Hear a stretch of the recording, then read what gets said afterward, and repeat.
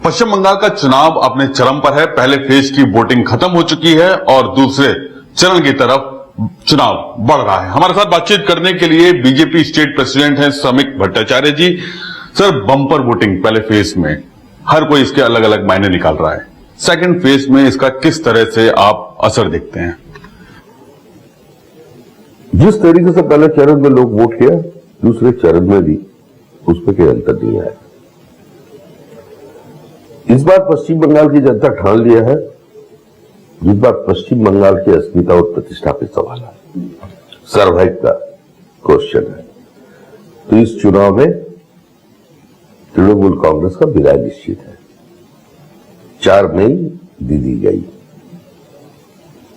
4 मई दी गई। जरा दीदियों की बात करें, महिलाओं को टारगेट किया है दोनों पार्टियों ने, महिला वोटर्स को खासतौर से।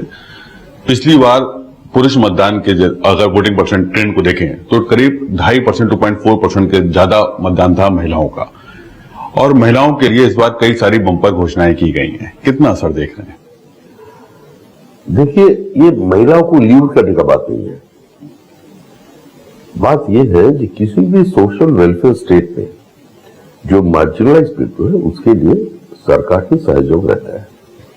हमारा इधर भी ममता जी सहयोग दिया है।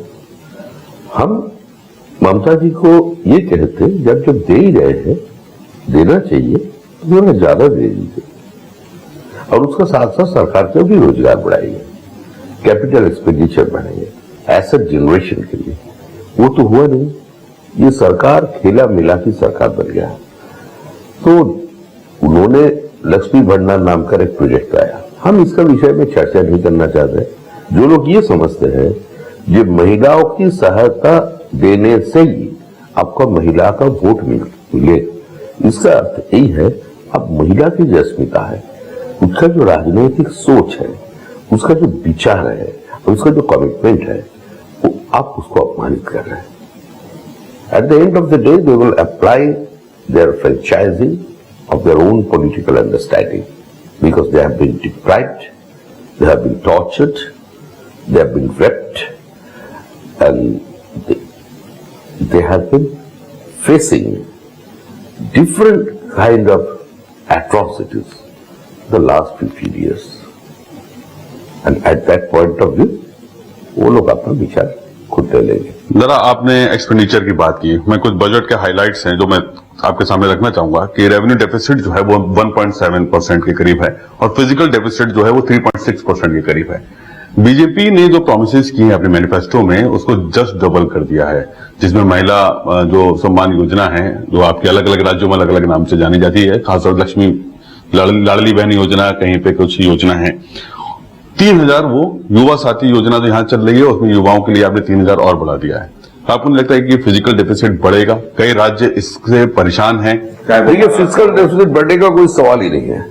पश्चिम बंगाल ये हमारा क्या नहीं है, जो नहीं है वो है सरकार की इच्छा शक्ति, जो होता है विल पावर, वो नहीं है, जीन नहीं है सरकार का। पश्चिम बंगाल तो इंडस्ट्री के लिए जाने जाते थे, तो right now West Bengal is no more investment friendly state. So there are so many industrialists that are waiting for the changing of this government. There should be an investment-friendly government. Spontaneously, the investment will come. Right now, our FDI is 0.6% and Maharashtra's FDI is 31.6%. This is the present scenario. तो इससे बाहर हम लोगों को निकालना है। एक बार निकल पड़े तो चलेंगे। दुनिया का सभी देश, ऐसा किसी भी सोशल वेलफेयर स्टेट नहीं है, प्रथम जो विकसित देश है वो लोग भी अपना जो गरीब तबके के लोग हैं, जो पिछड़े हुए लोग हैं, जो शारीरिक रूप से अशक्त है, जो जिसका उम्र हो गया, उसका सोशल सपोर्ट देते हैं। तो ये तो देना पड़ेगा। बिल्कुल, जरा आपकी बात एकदम सही है कि जिनकी उम्र हो गई है, जो नहीं लायक है, उसके लिए आप सोशल सपोर्ट दे रहे हैं। आपने महाराष्ट्र से कंपैरिजन किया, 31% के करीब एफडीआई है वहां पर, और महाराष्ट्र गवर्नमेंट परेशान है जो योजना लेकर आई, और उन्होंने कई जगह पर उन्होंने जो महिलाओं के लिए योजनाएं शुरू की, उन योजनाओं में कई लोगों को बाद में छटनी करनी पड़ी और उसमें इकोनॉमिकल आधार बनाया गया कि कौन लोग सक्षम है, किन लोगों को नहीं देना है। पश्चिम बंगाल में जो योजना है आपकी 3000, वो सभी महिलाओं के लिए है? सभी महिलाओं के लिए तो हमने घोषणा कर दिया, सरकार आने दीजिए, ठीक समय पर हम लोग विचार विमर्श करके उसको लागू करेंगे, किसी का कोई परेशानी नहीं है। रेवड़ी कल्चर के ऊपर प्रधानमंत्री मोदी जी 16 जुलाई 2022 को सबसे पहले बोला कि रेवड़ी कल्चर देश के लिए हानिकारक साबित हो सकता है। लेकिन अब अमूमन हर पार्टी इस रेवड़ी कल्चर पर आ गई है। फ्री बस सेवा, फ्री, चाहे वो कर्नाटक की बात करें, चाहे आपने अपने मैनिफेस्टो में रखा है युवाओं के लिए, महिलाओं के लिए, तो इसको आप किस तरह से देखें? देखिए, भारत की आबादी 140 करोड़ है, इकोनॉमी का वॉल्यूम बढ़ रहा है, पूरा दुनिया का हिसाब ले लीजिए, लेकिन उसी हिसाब से कर्म संस्थान हो नहीं रहा है। ये एक एकेडमिक चैलेंज है इकोनॉमिस्ट के लिए, और पॉलिटिशियंस के लिए एक एडमिनिस्ट्रेटिव चैलेंज है। और दुनिया में ऐसा किसी भी अर्थव्यवस्था नहीं है, ऐसा किसी भी फिलोसॉफी नहीं, पॉलिटिकल फिलोसॉफी नहीं है जिसका पास हर प्रश्न का उत्तर है। तो हम लोग ट्रायल एंड एरर बेसिस में चल रहे हैं। तो पश्चिम बंगाल तो बहुत दिन से ऐसा जगह पे था जिस जगह पे कुछ हुआ ही नहीं। कभी हम इंडस्ट्री में नंबर 2 हुआ करते थे, और आज का दिन में 34 साल की लेफ्ट रेजिम, और उस समय केंद्र जो सरकार था, उस सरकार का भी एक स्टेट मलैली एटीट्यूड था।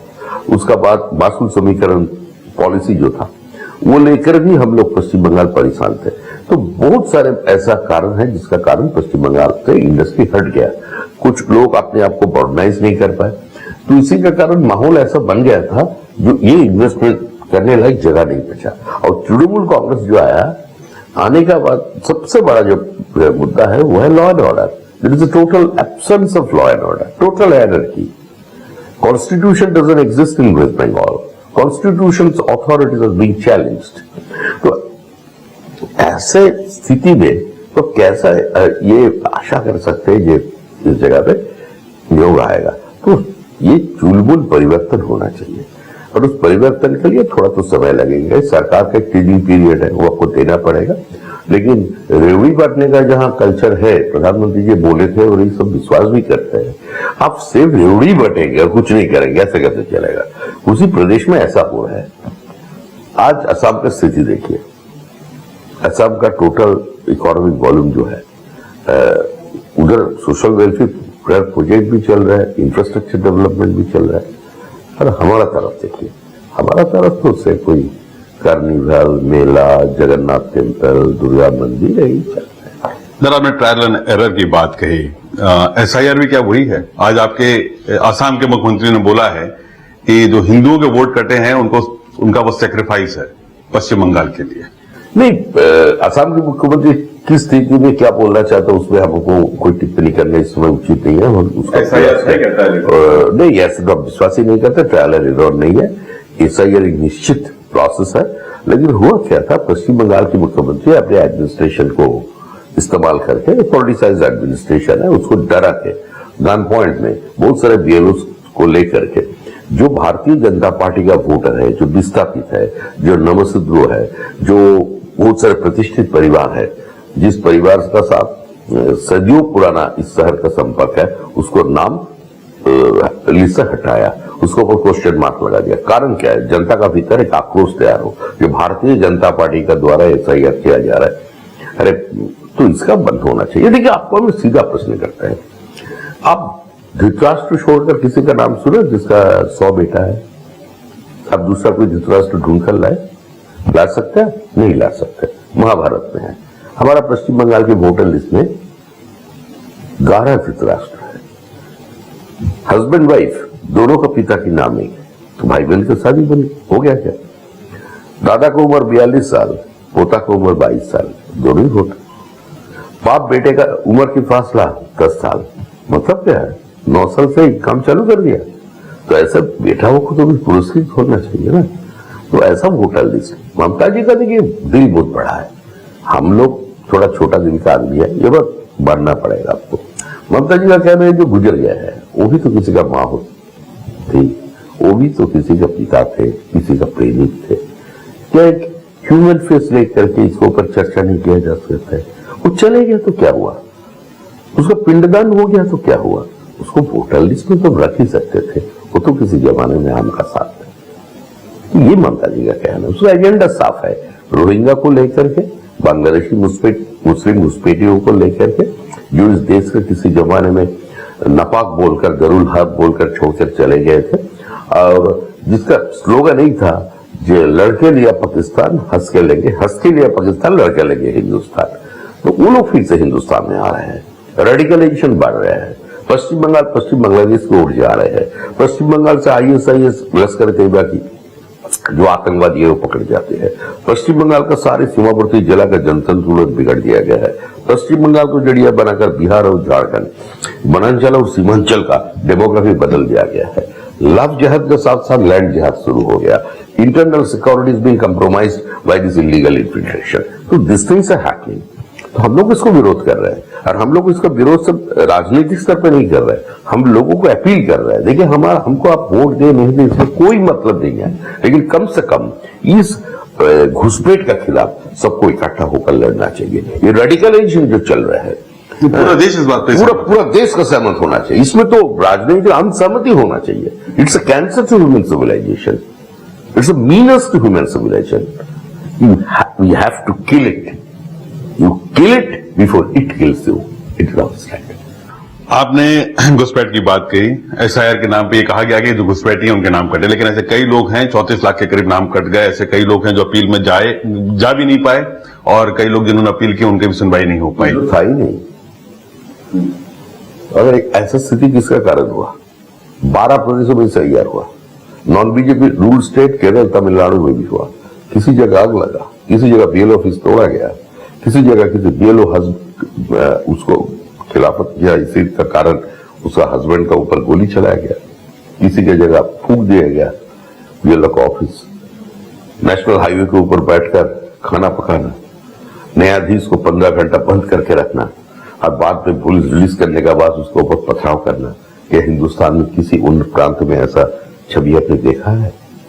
तो ये पश्चिम बंगाल है। इस जगह का जो चुनाव आयोग ने कराया, पश्चिम बंगाल का इतिहास में, देखिए हम 40 साल के ऊपर स्नातक किए हुए हैं, मैंने तो कभी ऐसे चुनाव देखा नहीं। पश्चिम बंगाल का चुनाव हो गया, किसी का मौत नहीं, किसी का खून नहीं बहा, किसी आग में नहीं चला, बम नहीं फूटा, किसी का वोट देने का अधिकार नहीं छीन लिया गया, किसी जगह पे रिपोल नहीं हुआ, किसी जगह के EVM बॉक्स को छीन करके किसी नदी में, नाली में नहीं दिया गया। तो ये तो एक अद्भुत नजारा है हम लोगों के लिए। लोग खुश है और लोग आनंद से। हमारा पश्चिम बंगाल में माने लोकतंत्र का सबसे बड़ा उत्सव जो होता है वोट है। लोग आनंद से वोट दे रहे हैं, और रिजल्ट जो है ना वो लाउड है। परिवर्तन के लिए बोल बोल कर वोट दे रहे हैं।